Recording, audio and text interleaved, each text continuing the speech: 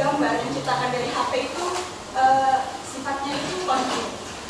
Jadi gambar itu untuk bisa kita transformasikan harus dibikin menjadi discrete.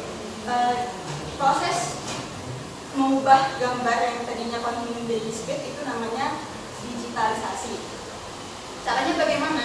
Caranya yang pertama itu mengambil sampel atau sampling. Jadi gambarnya itu dibagi menjadi petak-petak yang disebut pixel. Kemudian nanti dari gambar itu kita akan memberi nilai tergantung pada intensitas pada tiap-tiap pixel. Kalau misalnya pixelnya putih kita bikin nilainya 0, maka nanti kalau hitam angkanya itu lebih dari 1. Di sini kita bisa melihat contohnya.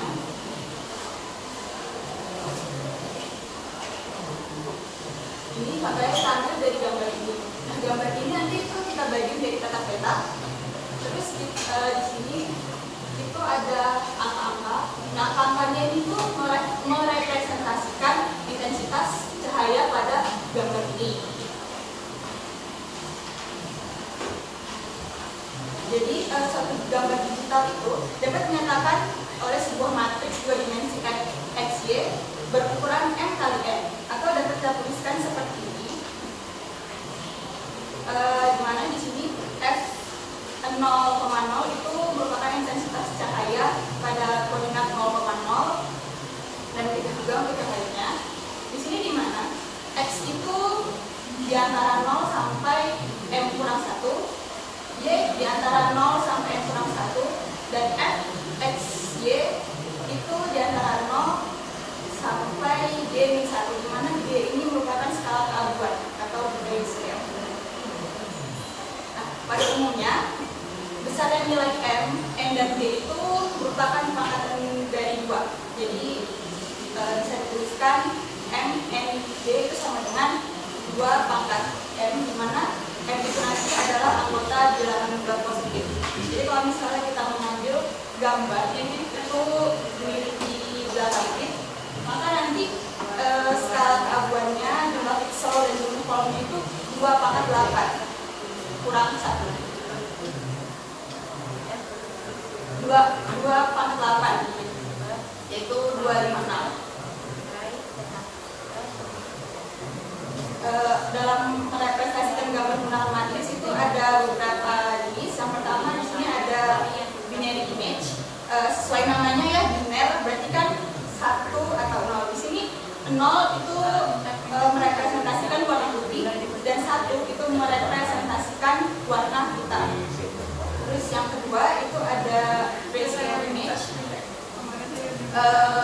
Seperti mirip sama contoh yang pertama ini tadi.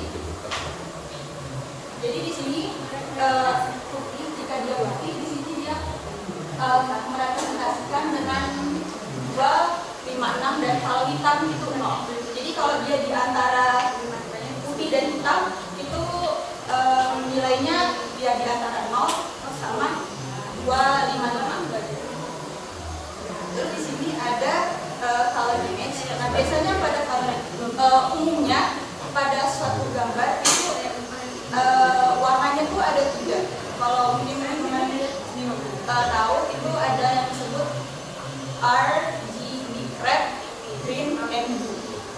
3 warna itu. Jadi nanti gambar ini itu dari 3 warna itu bakal diekstrak. Jadi ada diekstrak warna merahnya, warna hijaunya, dan warna birunya. Terus nanti kita bakal memandang ini itu sama seperti yang grayscale ini tadi. Jadi di antara 0 sampai 256 tergantung pada intensitas cahayanya.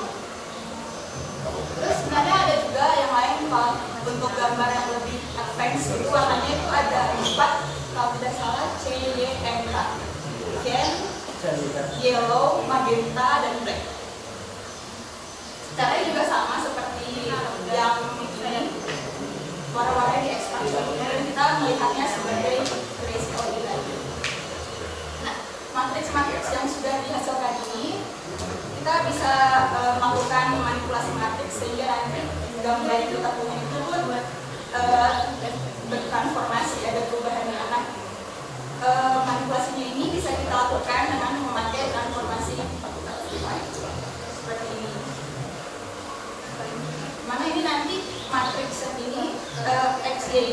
titik-titiknya, dan matriks yang ini itu adalah matriks yang mau kita ubah-ubah. Ini yang bikin titiknya ini tuh nanti jadi berubah. Dan operasi pada transformasi ini ada beberapa jenis. Yang pertama itu ada scaling. Scaling dia mau merubah ukuran. Jadi dari gambar yang awalnya seperti ini, jadi kita mengalihkan ini dengan titiknya, maka nanti gambarnya itu akan membesar, bisa besar, bisa kecil. Namanya scaling. Terus yang kedua itu ada rotasi terhadap titik 0,0. Jadi sini titik 0,0-nya itu titik A. Di sini kita pada gambar ini merotasi sebanyak 30 derajat. Jadi ini dia muter sehari dan jam sebanyak 30 derajat. Kemudian yang ketiga itu ada translasi atau penggeseran. Jadi dari gambar yang awal ini nanti akan digeser menjadi seperti ini. Kemudian yang keempat itu ada shear. Shear ini secara vertikal, jadi gambarnya tuh seperti tarik gitu. Ini matriks definenya. Terus kalau dari vertikal ini secara horizontal. Nah, pada proses ini itu tidak hanya transformasi gambar saja yang sangat penting, ada juga yang namanya efek filter. Kalau teman-teman di HP pasti sering melihat ada efek yang sharpen, ada efek blur. Nah, di situ itu bisa kita lakukan dengan menggunakan matriks konvolusi. Jadi proses pemberian efek pada gambar itu kita sebut juga dengan konvolusi gambar. Perbedaan utamanya antara efek filter dan transformasi gambar itu adalah pada efek filter umumnya menggunakan lebih dari satu pixel untuk menghitung setiap nilai pixel yang baru. Jadi di sini ada matriks. Operasinya itu sedikit beda dengan operasi yang kita tahu pada matriks. Jadi nanti di sini ini matriks yang ini dioperasikan dengan matriks ini itu A dikali 1 ditambah B dikali 2 ditambah C dikali 3 dan seterusnya. Jadi matriks ini bintang matriks ini hasilnya adalah ini. Nah, prosesnya itu bagaimana? Misalkan kita punya gambar, kita ubah ke dalam bentuk digital, matriksnya itu berukuran 7x7 seperti gambar ini. Nah, nanti kita garis ini kardinalnya filternya itu 3x3, jadi kita mengambil 3x3 juga. Kita ambil dulu yang bagian sini, kita operasikan, nanti hasilnya kita letakkan di sini. Itu juga berjalan untuk matriks yang ini sampai habis, sampai nanti ini semua terpenuhi. Nah, operasi pada konvolusi gambar itu ada beberapa jenis. Yang pertama itu ada identifikasi. Identifikasi itu matriksnya ini, tapi efek pada gambarnya itu tidak ada. Gambarnya tetap seperti semula. Kemudian ada edge detection. Edge detection ini tuh gunanya untuk mencari perubahan yang tajam pada gambar. Jadi misalkan ada orang memotret, misalnya tangan gitu, mungkin kelihatannya di sini tuh seperti tidak apa-apa. Cuman kalau misalnya kita tambahkan efek filter ini, itu bisa kelihatan entah orang yang punya tato yang nggak kelihatan itu bisa kelihatan. Karena dia mencari perubahan warna yang tajam gitu. Dan yang ketiga itu ada sharpen, dia mempertajam gambar. Kemudian ada blur. Kemudian yang kelima itu ada emboss. Jadi emboss ini itu dia bikin seolah-olah gambar itu seperti muncul ke permukaan seperti ini. Kemudian ini ada lighten dan darken. Lighten itu gambarnya diperterang dan darken itu gambarnya digelap. penerapan matriks ini itu sebenarnya sangat berpengaruh banget di kehidupan kita. Misalkan aja ada terjadi suatu kasus di suatu tempat, tapi yang kita dapat itu tuh buktinya nggak jelas, di gambar yang ada yang tertangkap itu tuh nggak jelas. Misal kita bisa memakai filter dari sini, misalnya kita pakai edge detection untuk mendeteksi supaya bisa lebih gambarnya itu lebih terlihat jelas, atau kita juga bisa pakai filter sharpen supaya gambarnya itu lebih tajam. Nah, di sini itu ada gambaran bagaimana matriks konvolusinya itu bekerja. Jadi kita mengambil dari titik sini, yang atas ini diambil dari bawah, diisi dari matriks yang di bawahnya.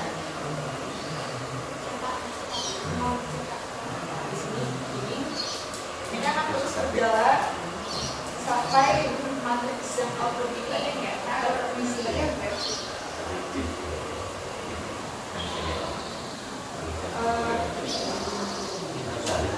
kesimpulan. Jadi dengan kita mengubah intensitas cahaya dari suatu gambar yang semulanya sifatnya kontinu menjadi diskrit, gambar itu dapat kita transformasikan. Caranya kita bisa menggunakan transformasi prime dan kita bisa menerapkan efek filter pada gambar.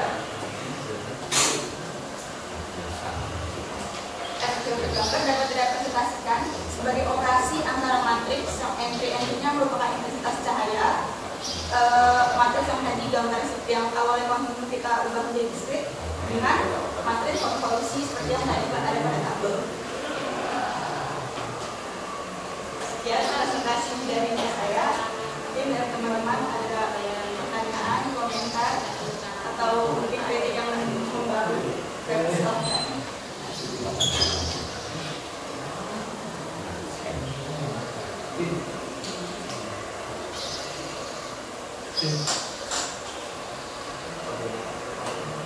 Ya, silakan.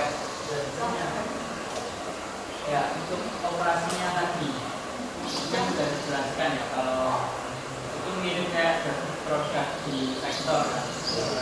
Nah, tadi kan juga dijelaskan kalau gambarnya itu berkisar antara 0 sampai 255 kan, range-nya itu. Nah, kalau di hasilnya ini apakah perlu dimodul 255 juga atau enggak?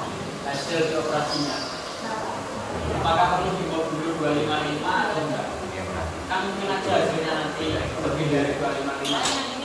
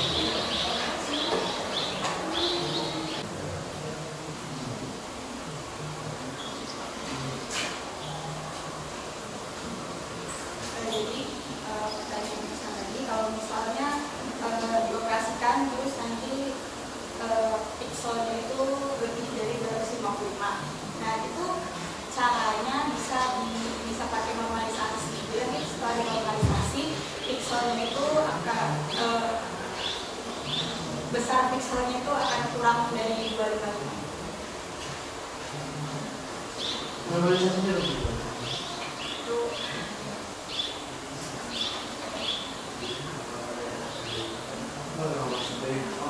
Itu bisa juga pakai yang diambil nilai maksimumnya. Jadi misalkan kalau saja lebih, berarti nanti normalisasi itu kalau nilainya lebih dari 255 itu bisa membagi semua nilainya oleh 255, karena 255 itu adalah nilai maksimum.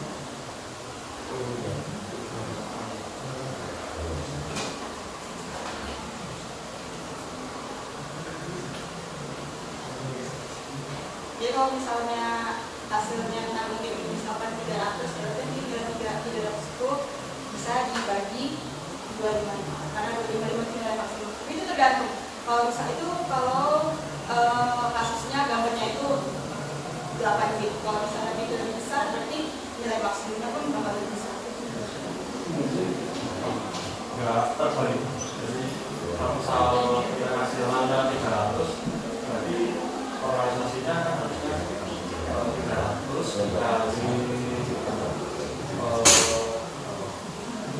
kali 255 per 300 supaya jadi 255. Jadi semuanya misalnya yang dikalikan 300 per 225 per 300 supaya akhirnya jadi 225 semua. Maksimal 300. Jadi kalau misalnya nilainya 245, berarti 245 per 245 dikali 255. Maksudnya 345 per 345 dikali 255. Kalau kasusnya maksimumnya 255. Kalau kasusnya 255 kan 245. 345. Oh iya, berarti 345 kali 255 kalau 345 kan jadinya 255. Berarti sama aja seperti mengambil nilai maksimum. Iya. Kan bisa dileng sampai 255 kan. Jadi semuanya dikalikan dikalikan 255 kali 355. Supaya dengan sampai 255. Sebenarnya kalau awalnya mulai misal 50 sampai 345 berarti dikurangi 50 dulu semuanya. Nanti sampai nanti hasilnya ringnya itu dulu sampai 295. 295 kan maksimal supaya juga 295 tapi 255 kan semuanya mulai dari dulu Nanti kalau itu ada 255 Sampai kan. jadi kalau orang beli 255 kalau kurang dari 255 karena juga nilai maksimumnya kita kan maksimumnya. Tapi yang main di bawah 255 juta. Kalau mau diwisir dari 255 maksimalnya ya sama 245 kali 255 per 255. Tapi kalau mau bisa 225 maksimalnya di 225. Itu kalau dari sebenarnya itu ada ya jadinya risk gitu. Sekali kan supaya sama tapi dipecah gitu. Jadi lebih banyak. Iya maksudnya. Kan kalau kita maksimal dulu ya. Misalkan kan tadi 295 kan masih ada nilai yang di bawah 255. Tapi kok tadi kayak itu di normalisasi Sama itu semuanya. oh mereka berubah ya itu maksudnya itu Memang juga semua supaya konsistenannya ya tetap di bawahnya nilai tadi. Jadi kesimpulannya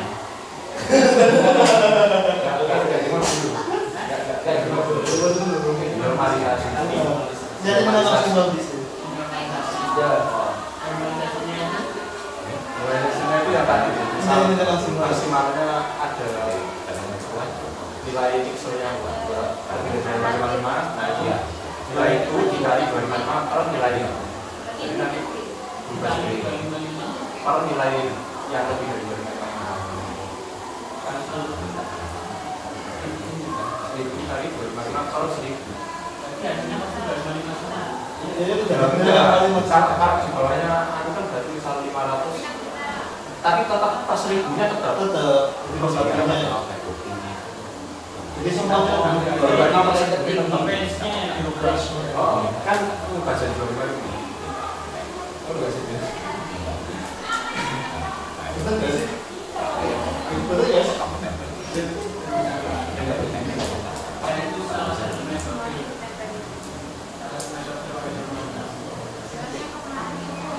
Metodenya pakai normalisasi.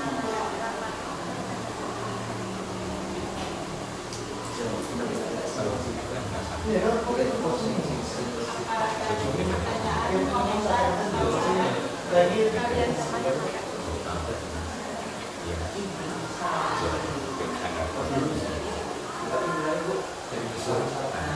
Bisa 10 ya. 255 jadi 1. Jauh kan? Iya,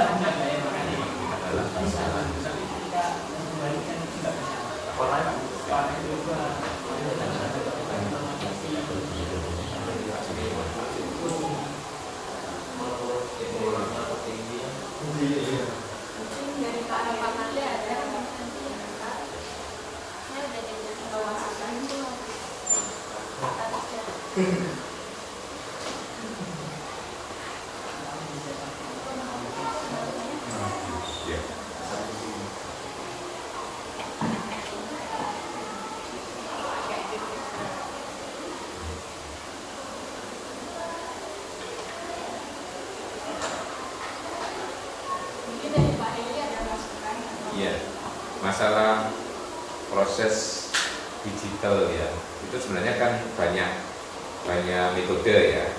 Nah, mungkin tadi yang belum kelihatan adalah memilih metode ini gitu ya, pertimbangannya apa. Nah itu penting ya, kan kadang orang itu banyak pertimbangan ya, ada yang mungkin pertimbangannya bagusnya, tapi kan ada kelemahan yang lain gitu ya. Biasanya kalau bagus kemudian perlu space yang besar gitu ya. Ada juga pertimbangan kecepatan gitu ya, dan sebagainya. Nah ini tadi belum kelihatan. Jadi mungkin begini melihatnya, mengolah data citra digital itu nanti di digital itu ada beberapa cara gitu ya, kamu sampaikan. Jangan hanya menyampaikan satu saja, nanti kesannya kan taunya cuma itu ya. Sekarang kan gampang dari itu browsing aja gitu ya. Terus nanti berikan mungkin alasan kenapa yang dipilih ini, pertimbangannya apa, dan itu sangat subjektif memang ya, tergantung kebutuhan kita ya, nanti apa. Memilih itu pun juga boleh pakai pendapat orang lain ya. Kalau orang lain sudah berpengalaman menggunakan metode itu, nah nanti kan punya pengalaman dia gimana gitu ya. Jadi apa, paling tidak kita nggak sekonyong-konyong milih itu gitu ya, misalnya kan ya tahunya itu nggak langsung menggunakan. Saja mungkin itu biasanya di pendahuluan ya, seperti itu tuh namanya positioning ya di pemilihan. Itu saya kira yang perlu ditambahkan tadi teman-teman yang kita cerita. Siapanya yang bertanya? Oke.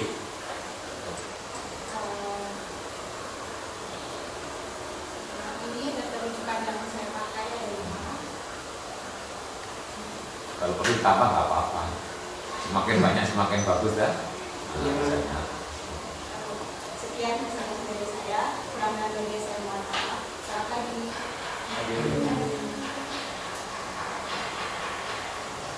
Ya. Next. Ya, sip.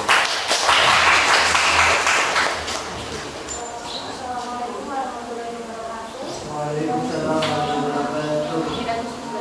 Jadi hari ini saya akan mempresentasikan draft proyek saya yang berjudul konstruksi gelambang Armendaris menggunakan gelambang matrix digital formal. Jadi sebelum itu saya akan menggunakan dulu bilangan hyperkompleks. Jadi saya di sini pakai dua bilangan, yaitu bilangan trinian dan bilangan quaternion. Di mana mereka merupakan bilangan hyperkompleks yang merupakan perluasan bilangan kompleks. Dan nanti rencananya dalam proyek saya ini bilangan trinian dan quaternion ini akan dikemas dalam bentuk matriks segitiga formal atau yang dikenal matriks segitiga atas. Lalu itu akan dikonstruksikan menjadi matriks bentuk umumnya bagaimana agar memenuhi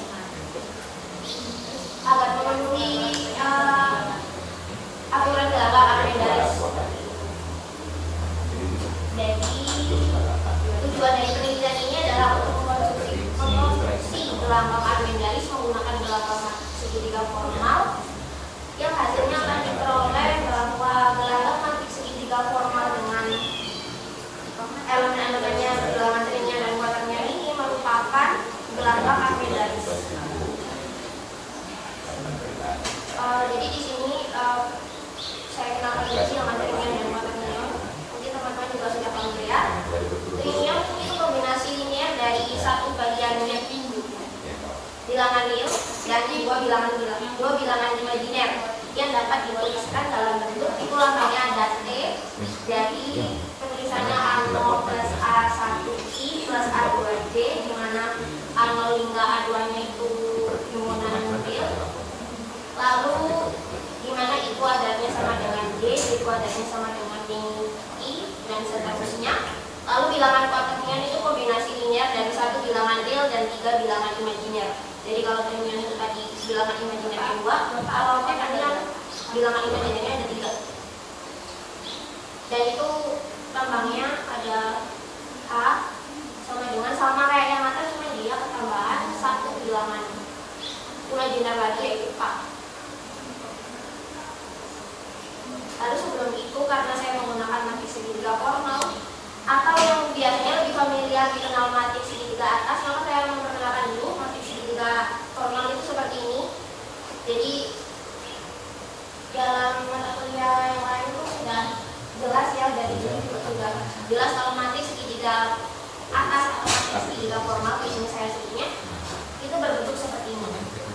Dan nanti yang akan saya lakukan adalah di situ kan elemen A1, A2, A3 itu kan masih elemennya 5. Nah itu nanti akan saya ganti dengan bilangan quaternion dan bilangan trinion. Jadi kalau misal dia merupakan elemen bilangan trinion dan quaternion, dia akan menjadi gelanggang matriks segitiga formal. Lalu di sini juga pengantarnya ke gelanggang Armendariz itu kita membutuhkan gelanggang polinomial. Gelanggang polinomial itu diberikan ring R, himpunan Rx sigma 1 sama dengan 0 hingga n dengan AI x pangkat I dengan AI yang dapat R yang berdasarkan semua polinomial dengan koefisien anggota ring R dan variabel X yang merupakan polinomial dengan operasi penjumlahan dan perkaliannya seperti itu. Ini masih seperti biasanya. Jadi sebenarnya saya akan membahas beberapa yang nganterin kita ke gelanggang Armendariz gitu ya. Jadi di situ juga bahas gelanggang reduksi.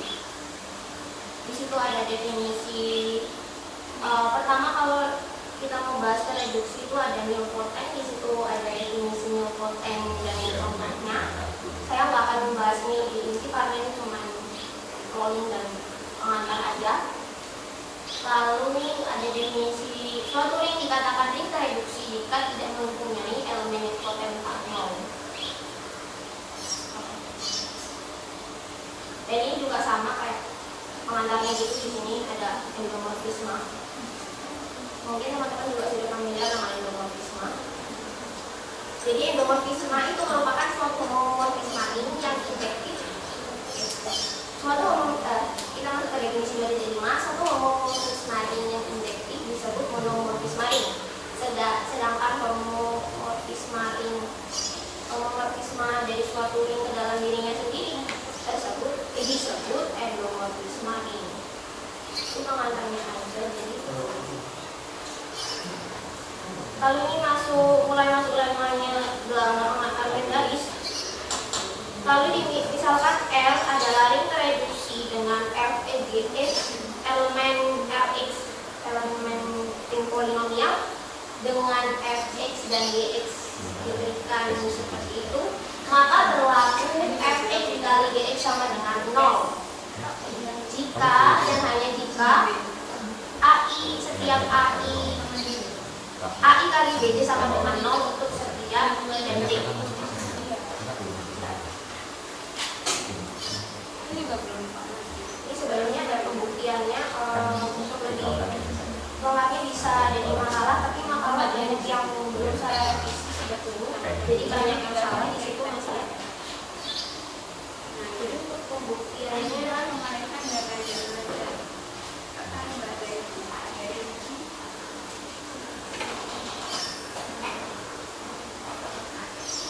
mungkin yang ini bisa dilihat di makalah saja, nanti saya menjelaskan yang langsung ke Armendariz aja ya.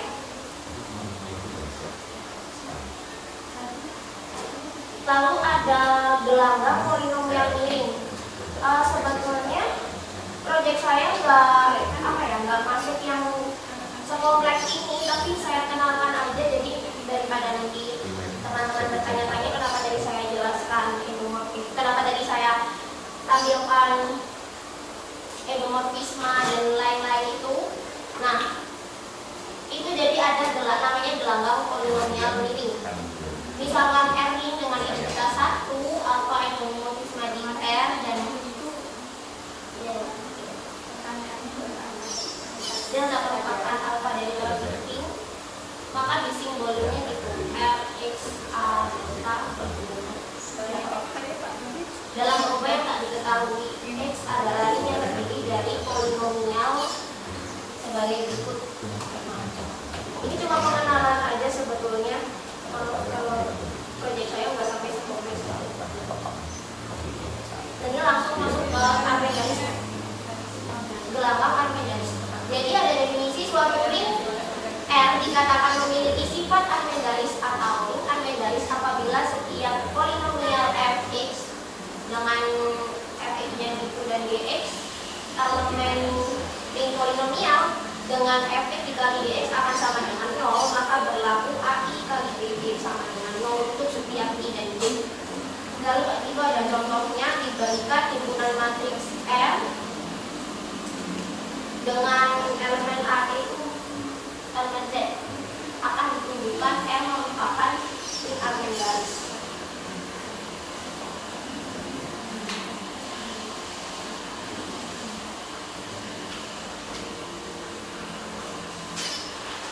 Jadi untuk pembuktiannya mungkin akan saya jelaskan dulu hasilnya.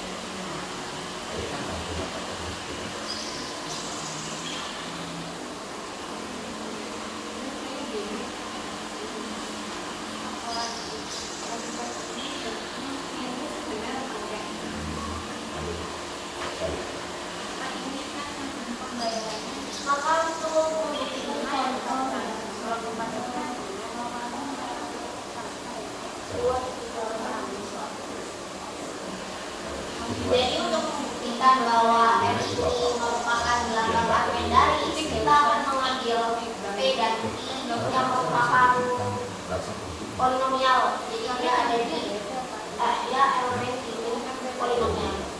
Jadi kita ambil P dan I F ini polinomial yang biasa dijelaskan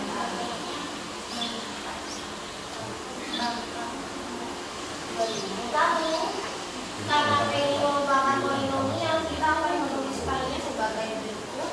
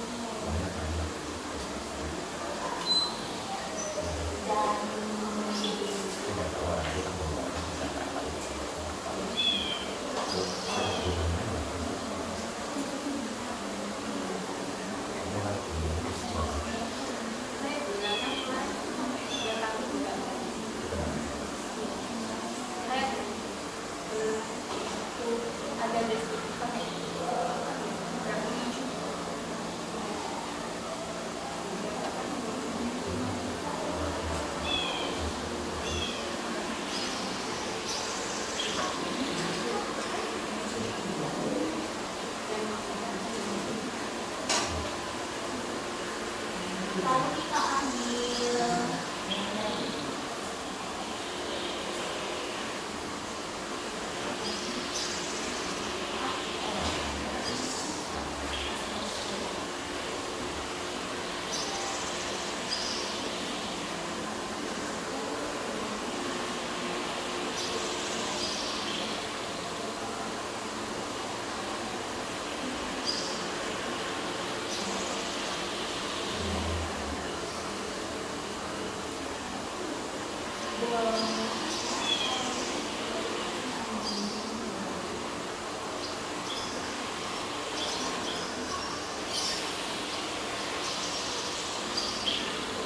di mana AM ini terdapat pada barisan ini. Jadi dia dapat ini.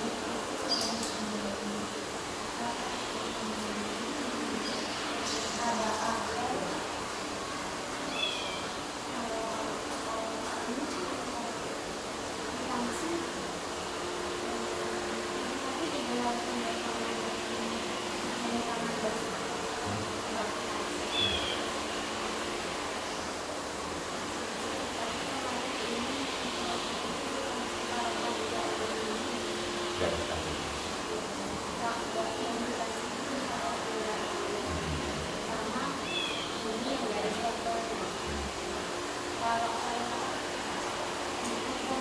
Nah, karena kita dibagi, maka kita mendapatkan Kan nggak bisa standar juga.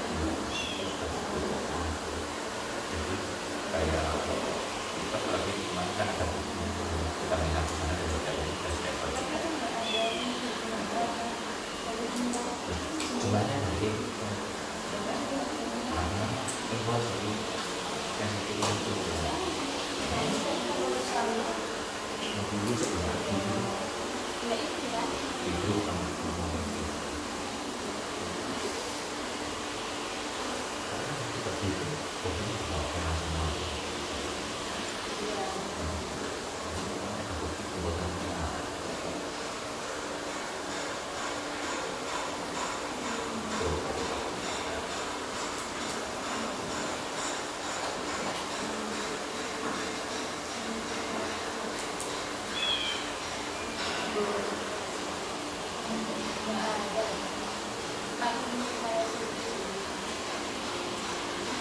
jadi kita dapat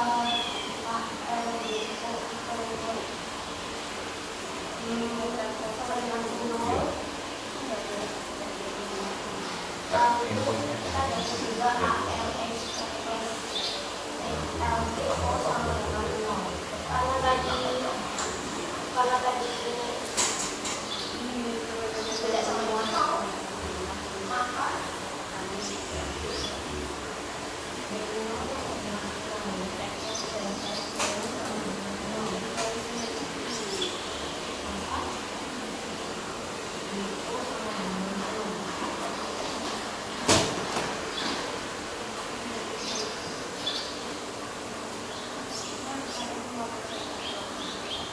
dengan cara yang sama seperti ini, kita ulangi untuk bagian yang B ini.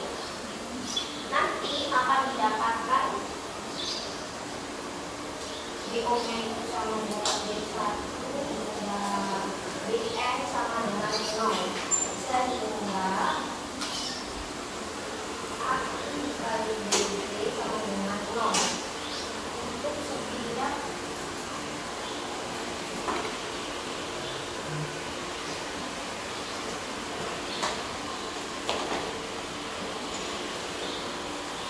karena dia udah terbukti AI sama BD ini, AI kali BD ini sama dengan 0 untuk setiap ini I-nya, I dan D-nya, maka dia terbukti kalau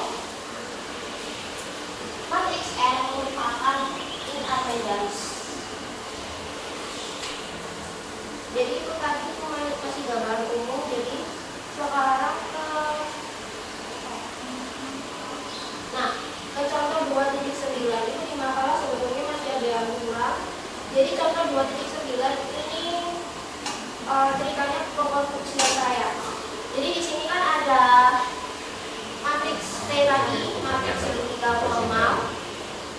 di mana di situ elemennya ada R, S, dan T, di mana R dan T itu merupakan bilangan trinyon dan S-nya bilangan kuaternion.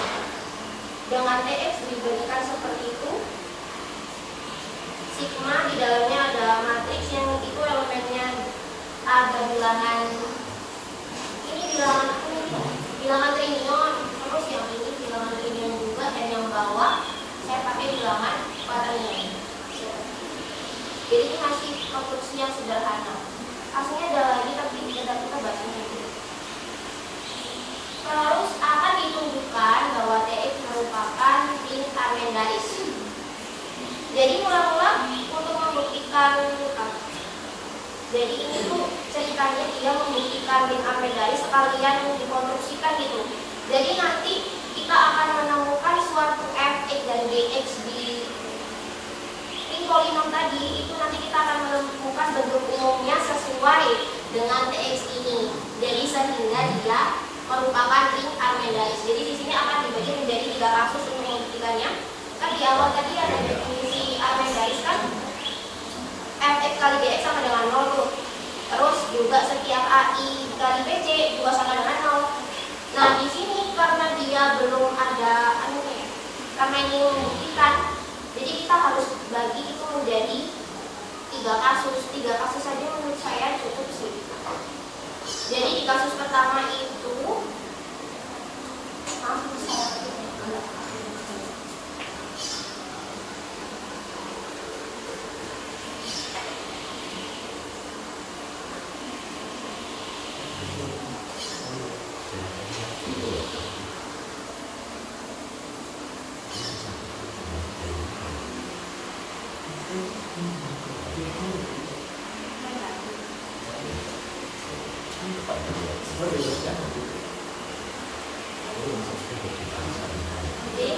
bisa sambil disimak di makalahnya, cuma di makalahnya ada yang kurang yang ini bagian gx-nya.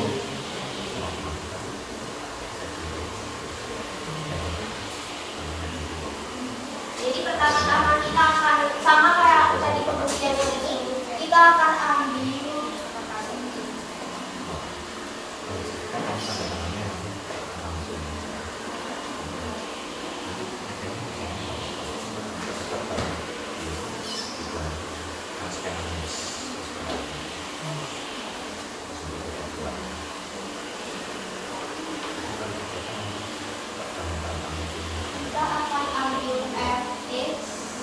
dan gx di fx. Tapi karena ini dia tadi ke tx ya, karena ini harusnya di tx lah. Iya di tx.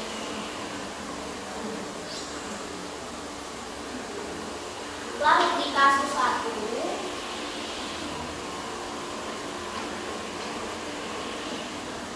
itu akan dimisalkan fx-nya ini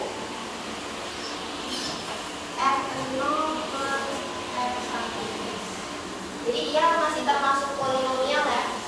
Terus kita juga punya gx sama g0 plus g1x. Nah, di mana ini jadi anggota-anggota ini kita sebut dia fi dan gi ya. Dan gj. Karena tadi untuk tx-nya itu yang dia ada elemennya di bilangan trinyon dan kuaternion. Jadi fi kita misalnya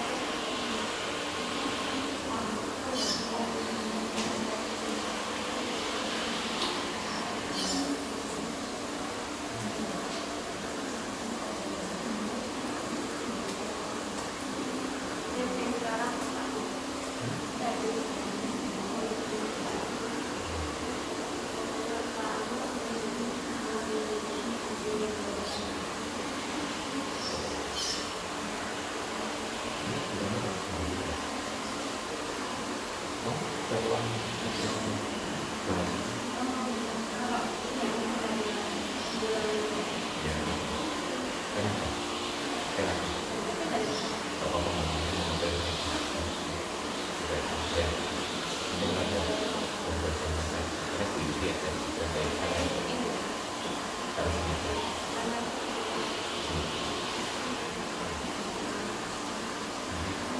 Jadi kita misalkan FI sama B itu sesuai bentuknya itu, cuman ini suku-sukunya kita bedain angkanya.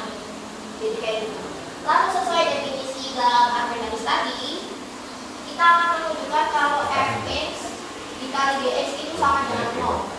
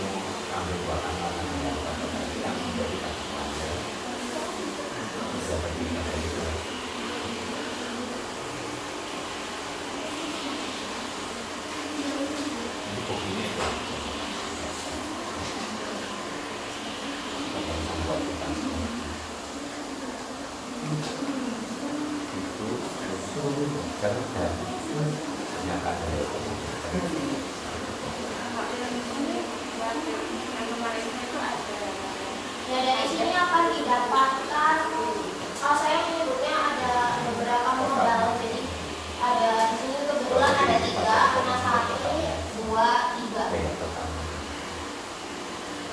F0 B0 sama dengan 0, F0 B1 plus F1 B0 sama dengan 0, dan F1 B1 sama dengan 0. Jadi untuk membuktikan ini, kita harus juga membuktikan ketiga ini. Begitu, jadi harus dibuktikan satu-satu kalau dia memenuhi ini.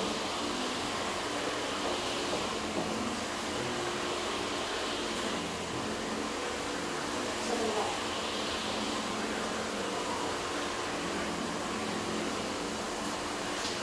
Jadi untuk membuktikan yang ini, misal di sini ada F0 dengan 0. Jadi kita benar.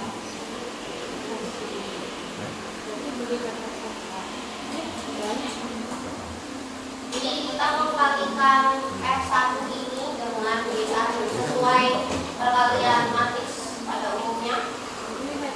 Jadi ini kan harus ditunjukkan ini dulu.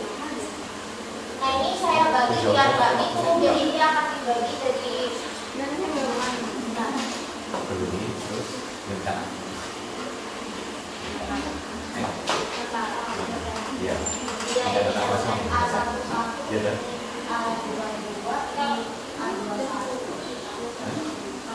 apa-apa jadi akan dihitung per elemen. Jadi pertama sini ada A1. Udah tulisannya apa ya? Jadi untuk menghitung A11 itu kita kalikan A11 di FI dan A11 di FJ. Lalu kita akan mendapatkan hasil perkaliannya.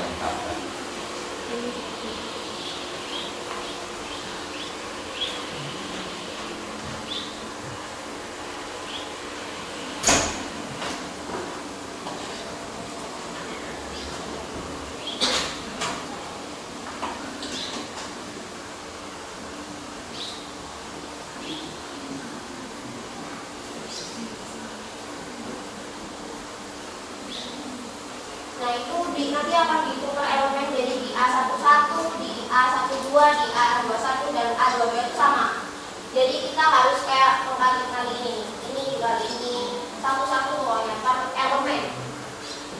Dan untuk yang ini tadi, itu kita bisa mulai dibentuk kayak gitu. Jadi K0-nya itu dikeluarin ya. Nah, jadi K0-nya itu dikeluarin, jadinya dia seperti ini. Dan karena di antara K0, K1 dan K2 itu ada yang tidak 0, ada yang tidak 0. Bentar, ada yang tidak 0. Terus kita langsung bisa ambil vektor-vektornya ini, A0, A1, A2 dan seterusnya ini. Lalu karena K0, K1 dan K2 ini tidak ada yang tidak 0, maka dia tidak bebas linier. Karena tidak bebas linier, maka determinannya akan bernilai 0. Jadi itu harus dihitung determinannya. Determinannya udah diketahui 0, cuma dia harus ada pengkaliannya itu ya. Bisa dilihat lebih lengkap di makalah, saya tuliskan dulu sedikit.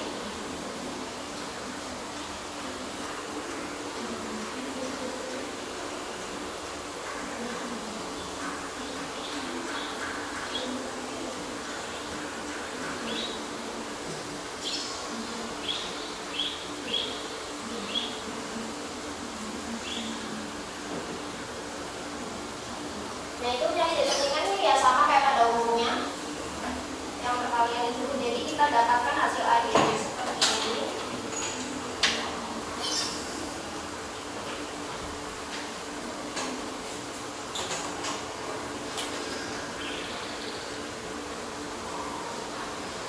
Nah dari sini kita dapatkan sebentar.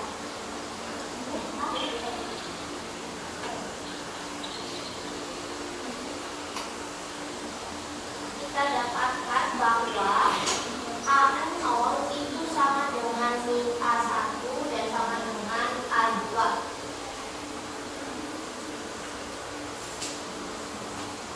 Nah karena ini A0-nya sama ini ya, dan konstruksinya itu adalah tadi bentuk yang awal ini kan masih A0, A1I dan A2J. Nah ini akan diganti dengan A0 semua.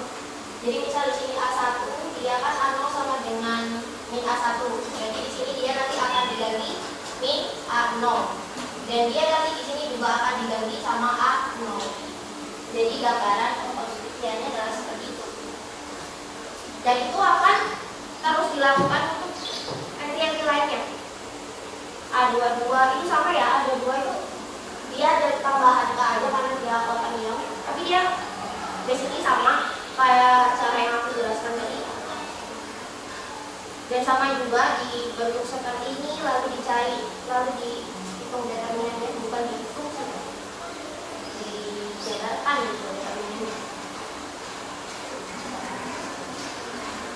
Nah kan ini berarti tadi misal tadi pertama ini itu udah dihitung semua A1 sampingnya, A11, A12, A21 dan A22. Jadi dia nanti akan ada bentuk yang baru. Dan bentuk yang barunya itu seperti ini. Jadi dia yang kayak tadi saya bilang, karena di situ dia menemukan A0 sama dengan min A1 dan A2. Jadinya tadi A1-nya diganti sama A0 seperti ini. Ini juga diganti sama A0. Dan untuk elemen-elemen yang lain juga, tapi harus dihitung per elemen ya. Jadi misal tadi di elemen A12 itu nanti dapatnya bentuknya kayak gimana, nah itu. Jadi nggak boleh pakai ini semua, ini hanya berlaku di A11. Tapi caranya untuk A12 dan A13 ini bakalan sama. Oke, A22 itu bakalan sama. Dan tadi kan saya hanya membuktikan, dan di makalah saya hanya membuktikan kalau F0 ini kan F0 G0 ini sama dengan 0. Dan yang lain ini ternyata setelah dikonstruksikan juga sama. Jadi F0 G0 sama F1 G1 itu nanti hasilnya sama. Begitu pula dengan ini, sama dengan F0 G1 sama dengan F1 G0. Jadi nanti buat 3 modal ini nggak perlu dibuktikan lebih lanjut karena dia udah sama gitu. Jadi bentuknya bakalan kayak gitu semua gitu. Lalu kan ini tadi kasus 1 udah ya kita dapat yang ini ya, diingat-ingat atau sambil jurnal aja. Terus di kasus 2 itu ada yang kurang ya. Jadi kalau di kasus 1 ini tadi saya misalkannya fx gx-nya itu ini, nah di kasus 2 itu saya tambahin lagi f1 x kuadrat sama g1 x kuadrat itu. Nah pengaruhnya apa kalau dia ditambahin x2 ini? Pengaruhnya tadi kan saya bicara modal di sini ada 3 modal ya. Nah nanti kalau misal dia ada sampai G sampai X2 gitu, itu bakal ada 5 modal. Dan sama kelima modal itu hasilnya juga akan sama bentuknya seperti di kasus 1. Jadi tidak perlu dipikirkan lebih lanjut gitu. Nah karena kasus 1 dan kasus 2 ini sama, jadi misal nanti ditambahin sampai X pangkat 3 dan seterusnya, dia juga bentuknya akan tetap seperti ini gitu. Nah karena bentuknya tetap seperti itu, tapi kita belum cukup untuk membuktikan bahwa ini gelanggang Armendariz. Jadi akan ada kasus 3. Nah itu di situ lebih umum lagi bentuknya karena dia masih M dan M.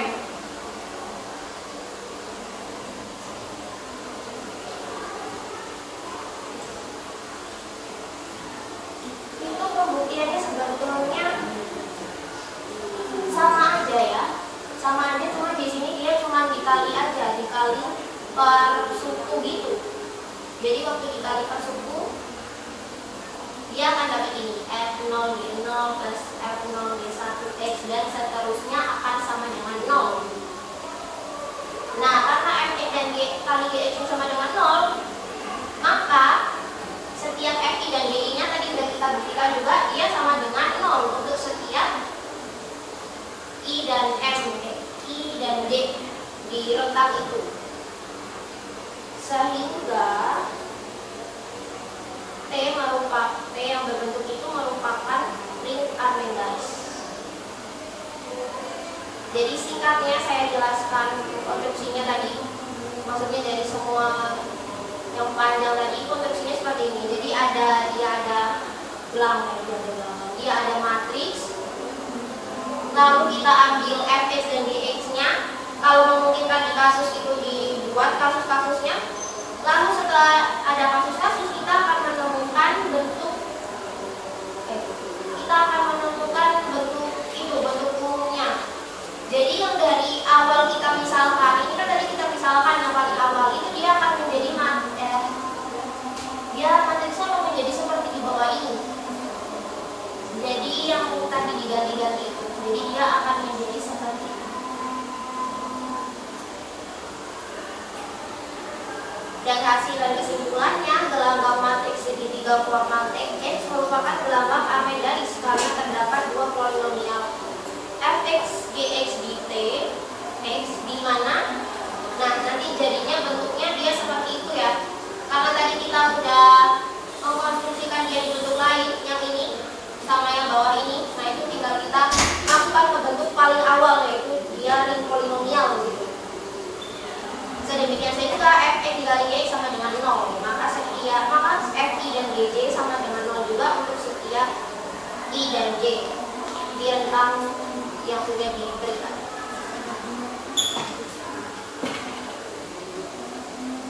Mungkin segitu dulu presentasi draft laporan saya. Jadi saya intinya mengkonstruksikan matriks formal, matriks segitiga formal yang elemen-elemennya itu bilangan, linear dan kuadrat seperti itu. Sebelum saya itu mungkin ada pertanyaan dari teman-teman. Silakan.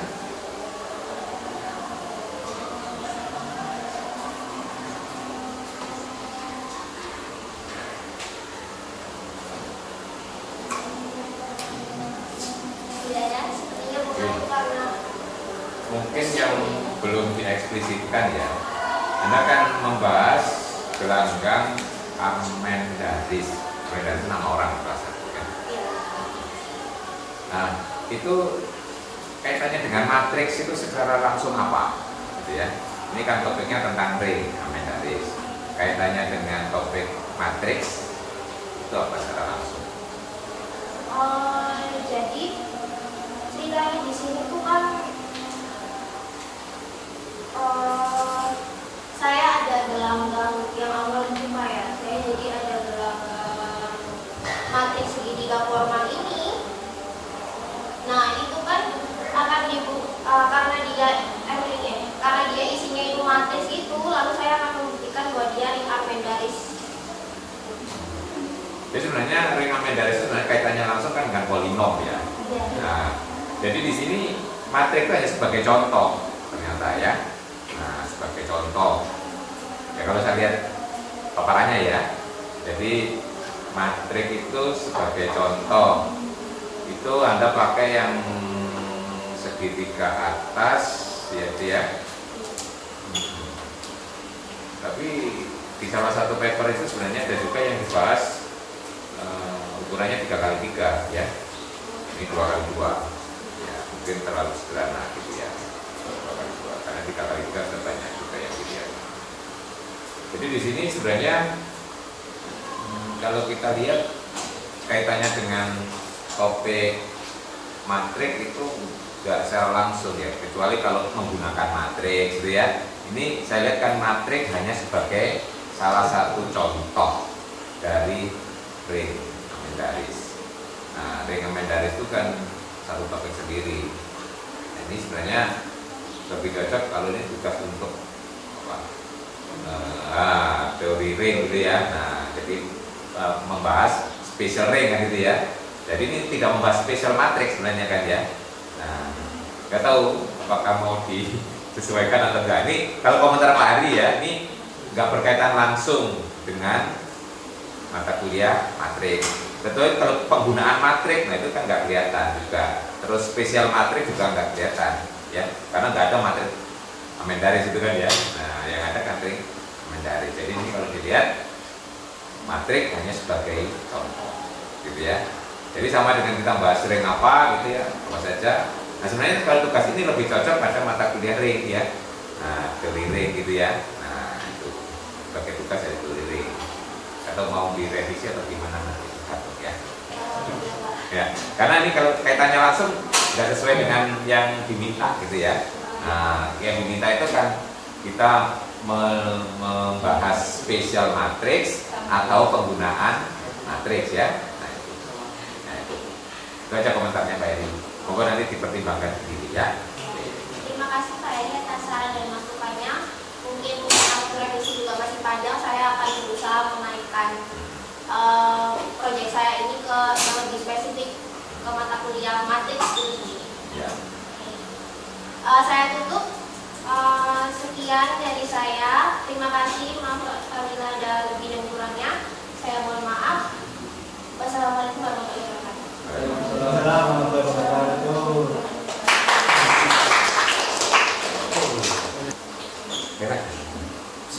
Assalamualaikum warahmatullahi wabarakatuh. Sebelumnya perkenalkan, nama saya Rafi Ahmad Ardiansyah. Ini saya akan mempresentasikan kajian saya, draft kajian saya yang berjudul idempoten di matriks segitiga atas gelanggang. Spesifiknya matriks segitiga atas.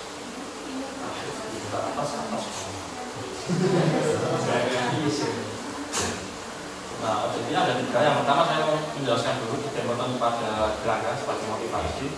Selanjutnya ada idempoten pada matriks segitiga atas gelanggang. Dan yang terakhir adalah hasilnya, yaitu syarat perlu dan syarat untuk membuat idempoten pada matriks segitiga atas gelanggang. Motivasi. Dan sebelumnya telah dilakukan idempoten pada gelanggang-gelanggang khusus seperti gelanggang reguler terpisah dan gelanggang kuasi Euclidean yang dapat oleh alat madi pada tahun 2015. Ini idempoten biasa pada idempoten matriks. Nah, tetapi penjelasan mengenai semua idempoten di matriks segitiga atas gelanggang masih belum diberikan. Nah, kita tahu bahwa setiap transformasi linear atas ruang vektor atau modul itu dapat dituliskan sebagai suatu matriks, sehingga idempoten pada matriks atas gagang menarik perhatian peneliti. Nah, tapi yang mendasar mengenai idempoten di matriks di atas gagang masih belum diketahui. Hingga pada kajian ini akan dijelaskan secara terus dan secara cukup pada matriks segitiga atas berukuran hingga atau NKN dan tak hingga atau tak hingga atas gelanggang dengan satuan untuk menjadi idempoten yang unsur-unsurnya hanya 0 dan 1 pada diagonal. Jadi pada diagonalnya hanya berisikan 1 atau 0.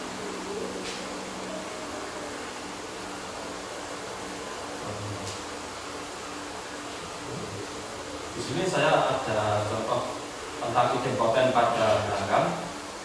Nah, idempoten dari suatu gelanggang R adalah suatu unsur A di R yang memenuhi A pada K sama dengan A untuk semua K elemen bilangan asli. Dengan kata lain, berarti suatu unsur A merupakan idempoten jika dan jika A kuadrat sama dengan A. Karena A kuadrat sama dengan A, equivalent dengan A pada K sama dengan A. Nah, contohnya di sini ketika R sama dengan Z6, kita punya ada 6 elemen di sini. Ketika dikuadratkan, kita lihat 0 kuadrat, 1 kuadrat, 3 kuadrat, dan 4 kuadrat bernilai tetap, sehingga idempotennya adalah 0, 1, 3, dan 4 di gelanggang Z6.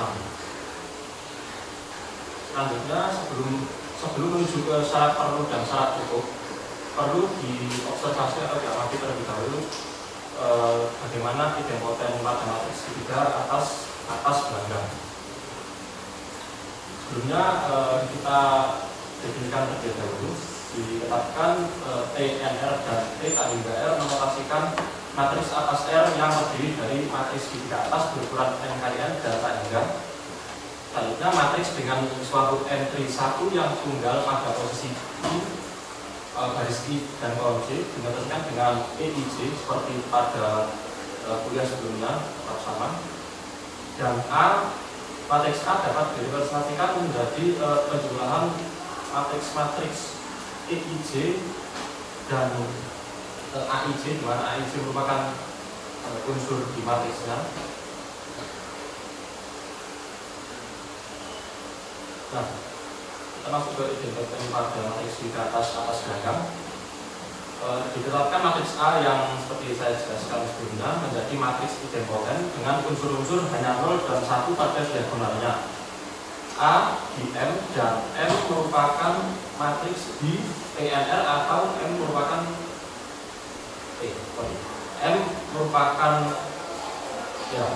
matriks TNR atau M merupakan matriks T hingga R. Sehingga karena A matriks idempoten, maka A kuadrat sama dengan A dan didapat sistem persamaan bagi berikut. Nah, ini didapat dari perkalian matriks A kuadrat, perkalian matriks A kali A untuk di ruas kiri, dan ruas kanan merupakan matriks A nya. Jadi kalau dilihat secara matriksnya itu seperti ini. Yang kiri itu matriks A dari matriks A, di mana matriks A merupakan, yang saya sebutkan tadi, merupakan matriks idempoten dengan unsur-unsur hanya 0 dan 1 ada diagonalnya. Dan ini merupakan matriks di tiga atas. Nah, kalau dikali dioperasikan itu nanti akan seperti ini. Nah, persamaan di atas ini ekivalen dengan persamaan di sebelah kanan. Tinggal dipindah luaskan yang di sebelah kanan ke sebelah kiri. Ini matriksnya tadi, jadi yang tadi kan A11 kuadrat, A22 kuadrat, A32 kuadrat sampai seterusnya itu sama dengan A11, A22, A33 dan seterusnya sama kan. Terus yang dari 1 kolom 2 dari bawahnya dan seterusnya. Nah, contoh pertama ada kita akan lihat semua idempoten di P2R atau matriks segitiga atas berukuran 2x2 atas gelanggang R dengan unsur-unsur hanya 0 dan 1 pada diagonalnya. dan diperoleh sebagai berikut. Mana A merupakan sembarang unsur di R. Untuk di 3 kali 3 sebagai berikut. Jadi bisa dicoba sendiri, kalau dikalikan pasti hasilnya tetap sama. Dikalikan dengan unsur itu sendiri pasti hasilnya tetap sama. Lalu di sini ada di matriks 4 kali 4. ABC itu di sini sembarang unsur di R. Nah, selanjutnya setelah melihat contoh tersebut, kita dapat mudah memeriksa pernyataan sebagai berikut. Ini asumsikan M merupakan gelanggang TMR atau gelanggang T tak hingga R untuk suatu N bilangan asli. Jika A di M merupakan matriks blok atau matriks partisi, terdiri dari beberapa submatriks. Di sini direpresentasikan sebagai matriks B. Nah, di mana ini BI-nya merupakan matriks persegi. BI berarti B11, B22, B23 dan seterusnya. Dan A adalah matriks idempoten. Maka untuk semua I, matriks BI juga merupakan matriks idempoten. Pembuktiannya adalah sebagai berikut. Karena A diketahui adalah matriks idempoten di M, maka A kuadrat sama dengan A. Lalu dari yang sebelah kiri ini diperoleh dari yang sebelumnya telah ini.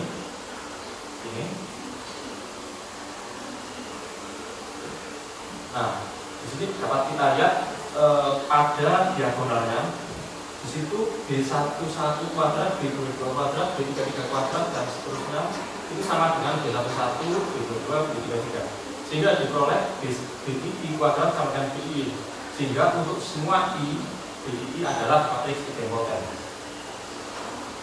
Nah, saat ini baru kita masuk ke syarat perlu dan syarat cukup untuk mengkonstruksi idempoten pada matriks di atas gelanggang.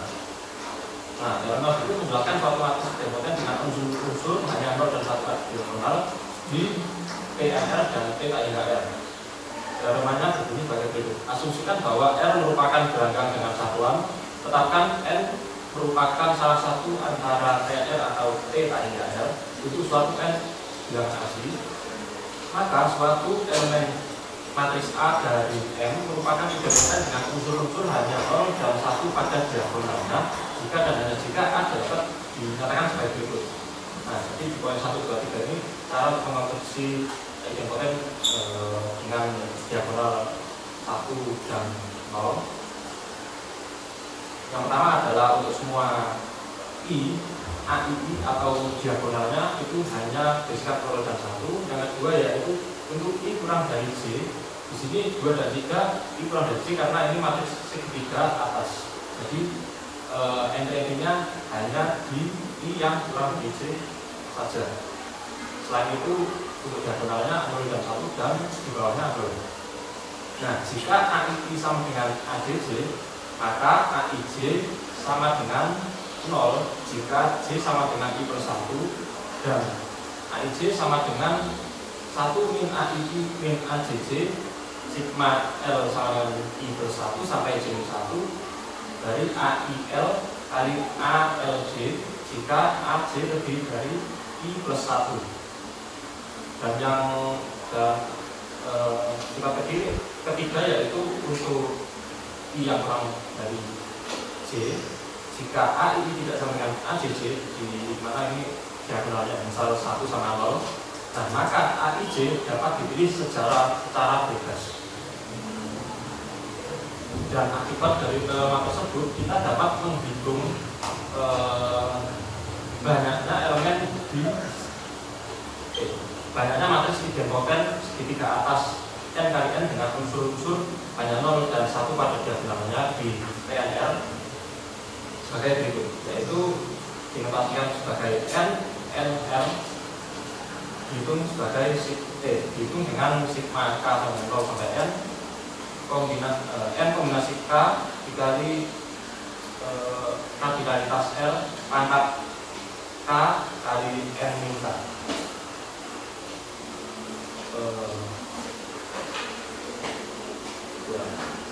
Jadi itu saja presentasi proyek yang saya lakukan untuk sementara ini. Jika ada pertanyaan silakan. atau ada saran?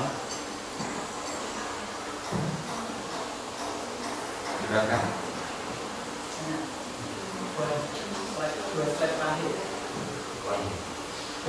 Yang poin nomor 2 itu bisa dikasih contohnya. Contohnya?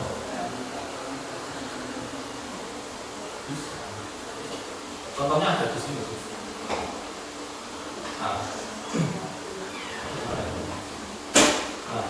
Jika AII sama dengan AJJ, Matriksnya 3x3. yang 3x3 ada juga. Ini kalau ini. Ya. Jadi AII sama dengan AJJ. Nah, kita lihat yang ini aja, yang contoh kedua, yang sini. Nah ini, sini A11 sama dengan A22 kan?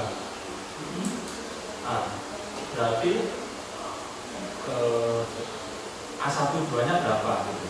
A12 ini kan di sini kan 0. Nah, J nya sama dengan I plus 1. Kan J nya tadi kan 2. Nah, jadi I nya 1, 2. Yang bawah Yang bawahnya ya. J nya lebih dari I plus 1. Oke, J nya lebih dari I plus 1 berarti yang ini ya, yang ini ya. 1. J nya lebih dari I plus 1 kan J nya 3, berarti 1 plus 1 2. Oh ya. Nah, ini kan min AB. Berarti AII min AJJ di sini 1 min 1 ya. Berarti 0. Kan tadi 1 sama 1. Kan sama kan? Kalau sama kan berarti 0. kan itu 1 dikurangi AII dikurangi AJJ berarti min 1. 1 min 1. Oh iya min 1 ya. Min 1 ya. Min 1 ya, min 1. Terus nah L-nya ini karena I-nya tadi kan ini 1 ya, 1. B-nya 3. Berarti mulai dari berapa? 2 sampai 2. Berarti hanya 2 saja.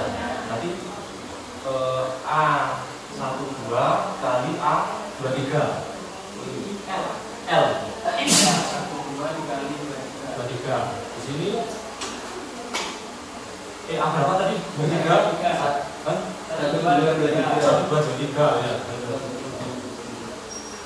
A12 adalah A dan A23 adalah B. Jadi A kali B dan AB. Tadi min 1, berarti min AB. Jadi bagusnya ini tuh jadi mengonstruksinya nggak perlu pakai yang pernyataan yang pertama tadi, yang ini nggak bisa. Jadi mengonstruksinya pakai ini. Itu.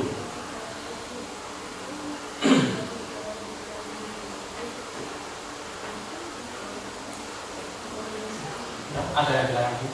Kira-kira kalau AII-nya anggotanya nggak 0 sama 1 sama 0 sama 2. Itu kan urusan saya.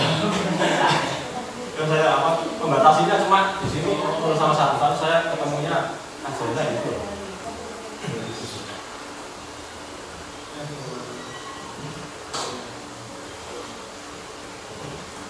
Ada lagi? Kalau I-nya lebih dari C maksudnya mana? I-nya lebih dari J itu. Kan ini segitiga atas. Kalau segitiga atas kan otomatis I-nya kan yang di bawah kan lebih dari J, tapi nggak bisa. Ada lagi? Mau bertanya?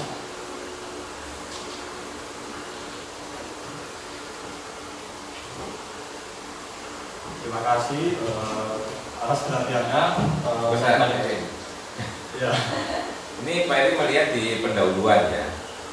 Ini seperti Anda menerjemahkan langsung dari artikelnya orang gitu. Iya.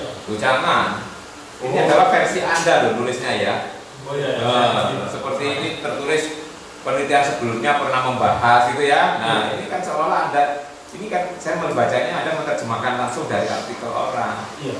Ingat tulisan Anda itu Anda dari membaca menulis kembali versi Anda. Nah, berarti kalau makanya ini belum selesai. nah, iya, makanya Pak Eri memberikan masukan ya.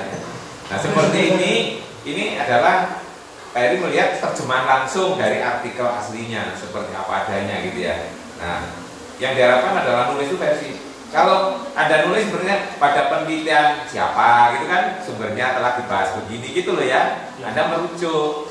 Kalau seperti itu kan seolah yang meneliti Anda gitu ya. Oh iya, tapi redaksinya ini. Kalau redaksi seperti ini gitu kan. Nah, itu satu. Biasanya Pak menganalisa penilaian orang dulu. Kayak. Jadi ini kan masih ada lanjutannya, saya titik-titik di enggak, waktu di sini di depan kan saya baca di sini tulisan lihat. Penelitian sebelumnya pernah membahas. Nah, ini kan berarti maksudnya kan penulis, iya kan? Apakah Anda melakukan penelitian? Kan enggak toh. Nah, maksudnya Anda merujuk penelitian siapa gitu ya, telah membahas ini gitu. Kalau ya, itu style. Ini makanya ini Pak Eri menyoroti seolah kamu ini menerjemahkan langsung dari artikel orang lain. Belum gaya bahasa Anda menulis gitu loh ya. Nah, jadi ingat menulis itu adalah kita gitu ya. Nah, jadi kalau seperti ini berarti yang teliti penulis loh ya. Nah, gitu loh kalau seperti ini ya. Nah, itu dari baca itu. Jadi nanti yang membaca itu menafsirkan kan ya. Loh, penelitiannya Kevin yang mana ya? Nah, gitu nanti pertanyaan itu. Nanti kamu dihubungi orang. Penelitianmu yang ini mana? Ya, gitu ya. ada saran Pak tambahannya Pak. Ya. Terus kedua, ini mengenai ya biasanya kan dalam pendahuluan itu apa, terus kemudian untuk apa kita melihat itu. Misalnya Anda mau mencari dempoten dari matriks ini ya, untuk apa? Ya, itu perlu ya. Ini di pendahuluan biasanya begitu. Sebagai contoh, Anda mau mengkaitkan dengan melihat matriks yang clean gitu ya. Nah, itu kan perlu mencari idempoten dan unit. Nah, berarti memang perlu. Nah, itu dikaitkan dengan apa yang dibutuhkan. Kalau kita hanya gini kan garing. Maksudnya garing itu buat apa? Cari idempoten itu apa ya? Nah, mungkin apa dan seterusnya. Itu namanya di pendahuluan gitu. Pendahuluan kan cuma sedikit nih. Cuma 2 paragraf ya.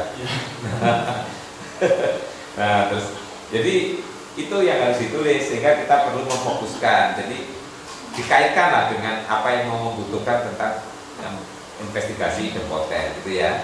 Nah, itu biar lebih kelihatan bermanfaat.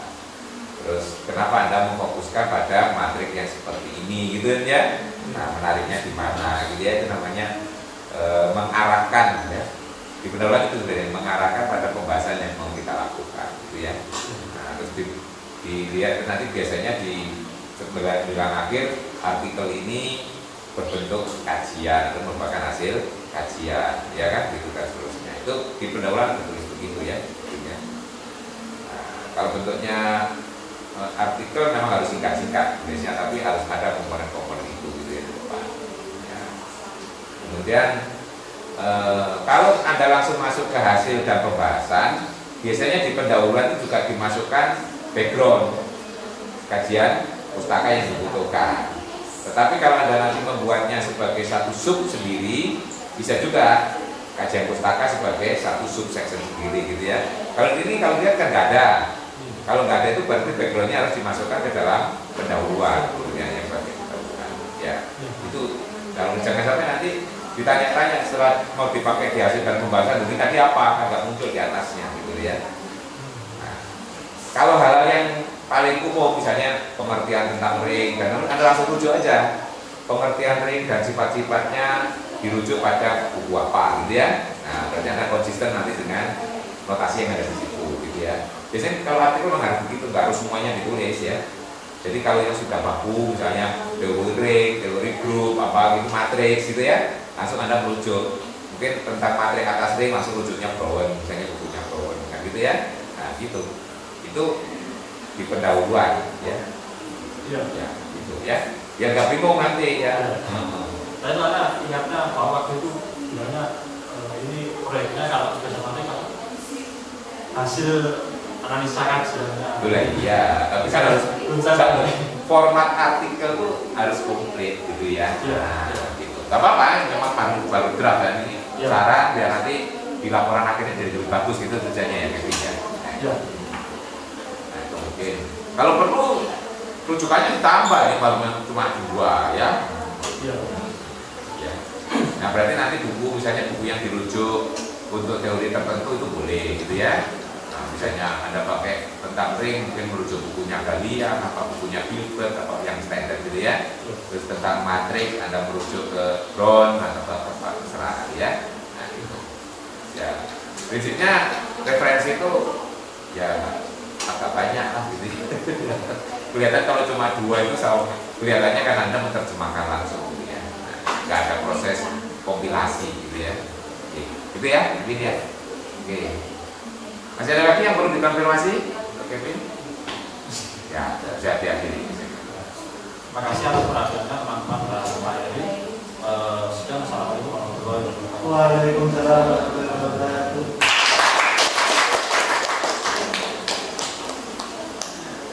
Assalamualaikum. Kalau nggak cek ya Bapak.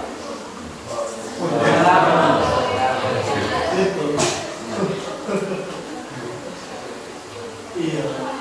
Saya Fitri Bayu Andra akan mempresentasikan draft laporan proyek saya yang berjudul penerapan algoritma multiple di mana matriks persegi panjang yang memanfaatkan pseudo-input untuk enkripsi dan dekripsi.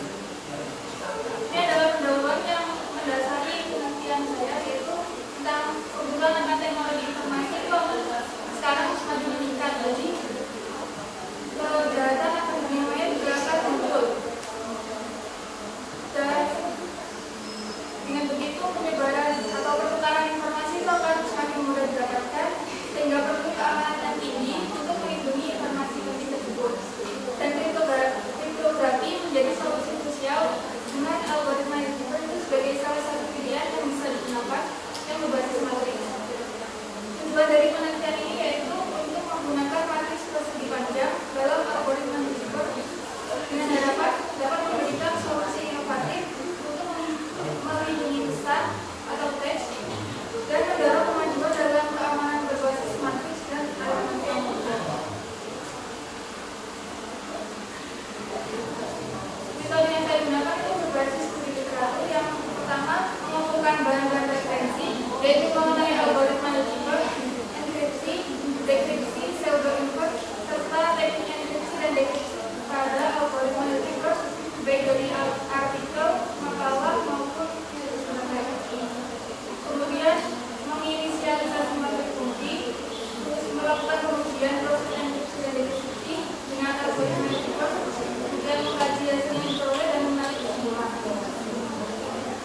Ini adalah kualifikasi karakter yang saya gunakan pada tulisan ini.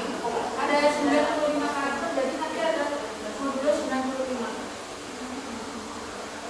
Saya sudah membahasan, yaitu komponen yang termuat dalam kriptografi itu ada plain text atau pesan asli, ciphertext atau pesan tersandi, key dan atau kunci yang digunakan, dan algoritma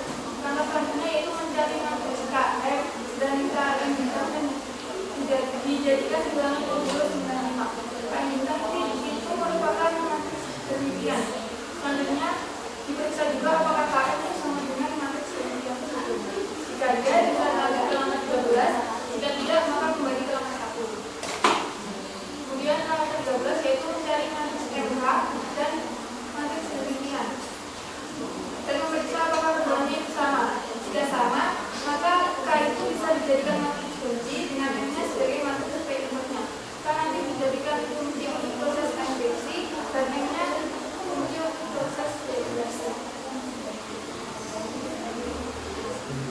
Untuk proses enkripsi yang pertama yaitu menghitung panjang plain text dimakan dengan jumlah jumlah kolom matriks K. Jika hasilnya tidak 0, maka bisa ditambahkan spasi sehingga panjang plain text jumlah kolom K itu 0. Kemudian dikorespondensikan plain text atau teks asli ke bentuk angka sesuai dengan tabel korespondensi yang ada di awal tadi sehingga hasilnya itu hitungan angka P.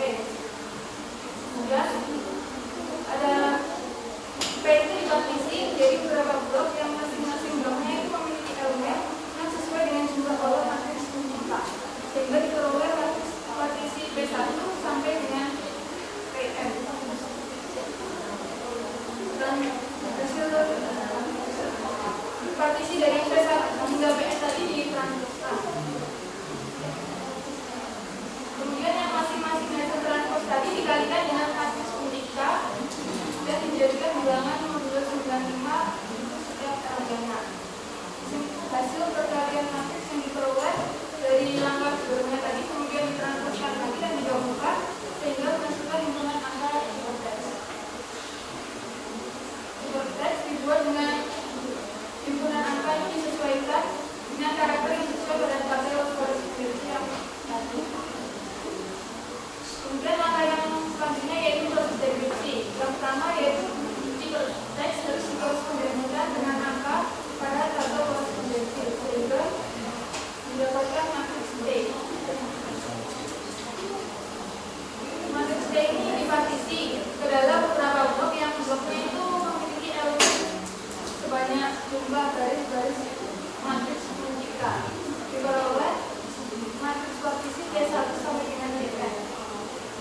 Kemudian matriks T1 sampai Cn ini ditransposkan dan dijadikan bilangan modulo 95. Hurufnya dikali dengan P1. Kemudian yaitu hasil perkalian matriks yang diperoleh dari langkah 3 kemudian ditransposkan dan digabungkan sehingga menghasilkan matriks plain text. Yang terakhir yaitu mengkorespondensikan angka yang ada di dalam matriks plain text tadi dengan karakter pada tabel korespondensi untuk menghasilkan matriks plain text. Maka kesalahan asli bisa dibuatkan. Jadi contoh kasusnya saya melakukan proses dekripsi dan enkripsi dan dekripsi pada teks kromosom 2023. Saya ambil matriks A yang anggotanya 1, 3, 2, 4, 5, 7, 6, 8. N-nya sudah N lebih dari sama dengan M dan N lebih dari 1. Dilakukan OBD didapatkan nilainya 1, 0, 0, 3, 2, 0, 0, 0. Karena yang bukan 0 itu ada 2 baris, maka remnya ada 2. Karena rem dari A tadi sama dengan jumlah kolomnya, yaitu sama-sama 2, maka matriks A itu disebut full kolom rem. Kemudian matriks A itu ditransposkan, dimisalkan dengan T, hasilnya seperti berikut. Kemudian T dikalikan dengan A, menghasilkan matriks blokan 2. Dihitung determinan matriks PA, hasilnya yaitu 82. Kemudian dicari FPB-nya. FPB antara 95 dan 82 tadi dengan menerapkan algoritma FPB. Didapatkan FPB-nya itu 1, jadi dipastikan punya input modulus 82 punya input modulus 95. Kemudian algoritma FPB yang diperluas itu diterapkan kembali dengan menginisialisasikan pertama N0 sama dengan 0, T1 sama dengan 1. Kemudian input dari 82 terhadap 95 itu negatif 2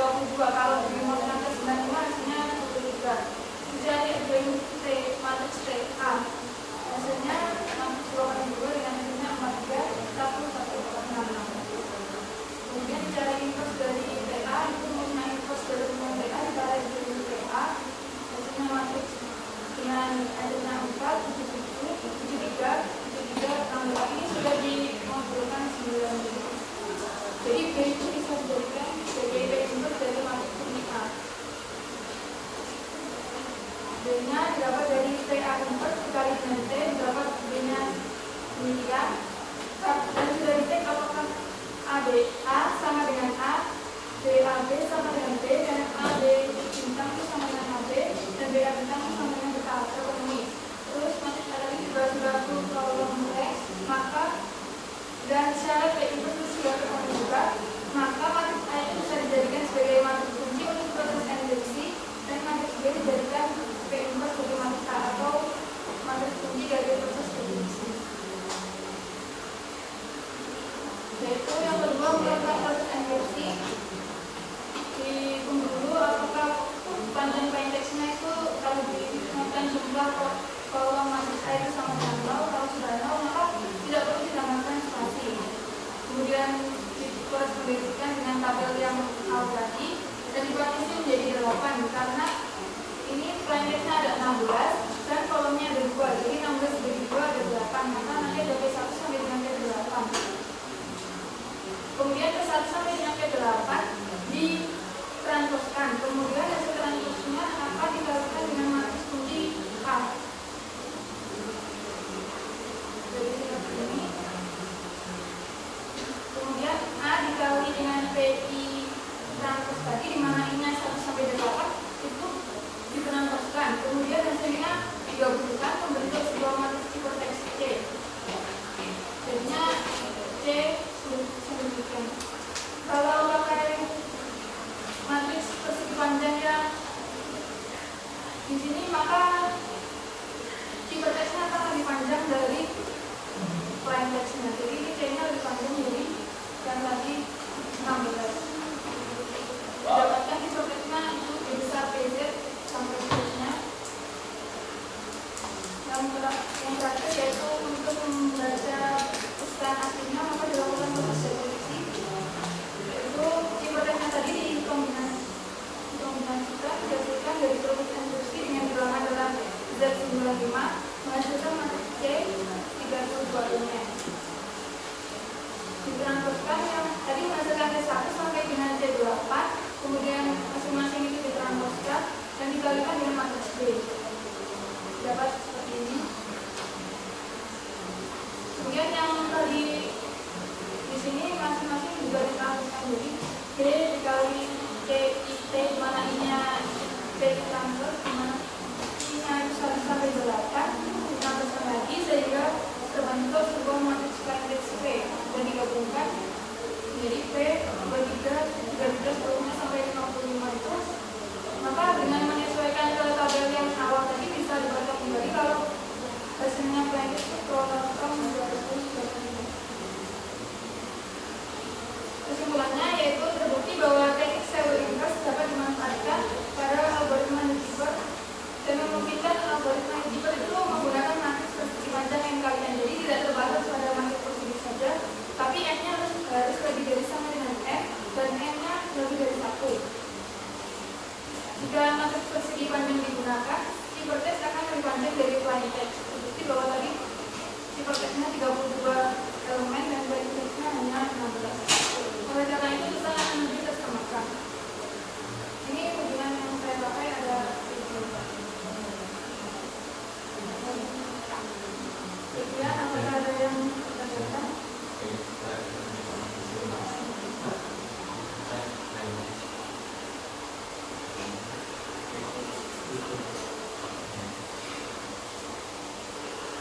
Nah,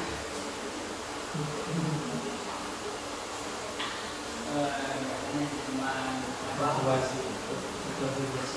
tambahan aja. Buat yang awal-awal ada formula matematika buat pensil deskripsi.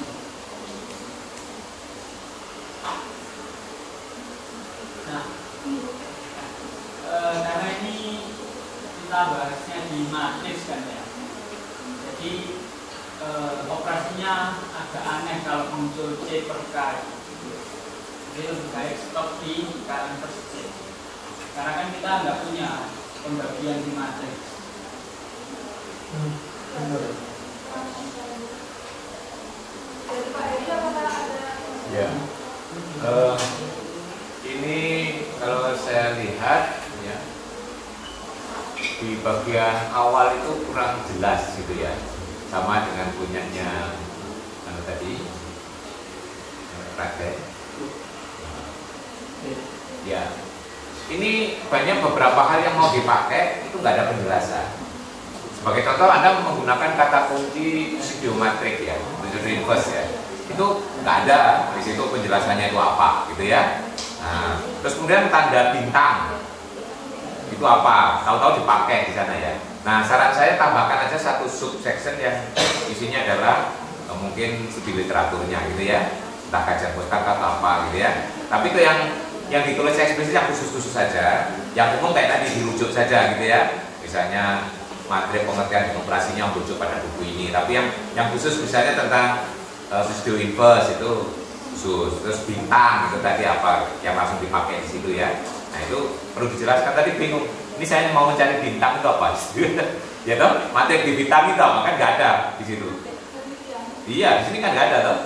Nah, tahu-tahu di algoritma muncul apakah ini sama dengan bintang ini, kalau tidak kembali loh. Itu kan tahu-tahu gitu, nggak tahu artinya apa gitu ya. Nah seperti itu masukkan aja lagi kajian pustaka sebelum pembahasan biasanya kan gitu ya.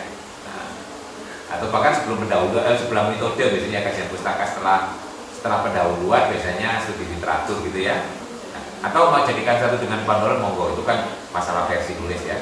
Di UM itu menawarkan bentuk artikel itu studi kajian pustaka itu bisa dimasukkan pendahuluan atau dalam section sendiri ya, silakan. Nah, yang penting nggak ujuk-ujuk tahu-tahu muncul terus dipakai gitu ya. Tuh. Terus jadi yang membaca kan bingung gitu ya. Nggak ada penjelasan. Malah yang bintang itu namanya ya nggak muncul gitu ya. Istilahnya kalau kadang penjelasannya nggak muncul, kalau namanya muncul orang masih bisa mencari gitu ya. Nah, tapi kalau hanya simbolnya saja, nah itu malah berbahaya gitu ya. Nah itu.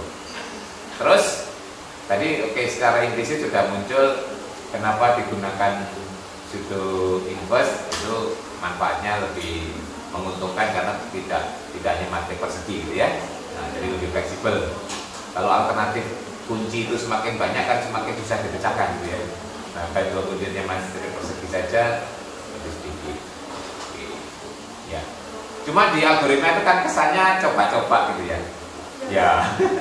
Nah, kalau itu bisa, justru kalau Anda bisa memberikan komentar ya.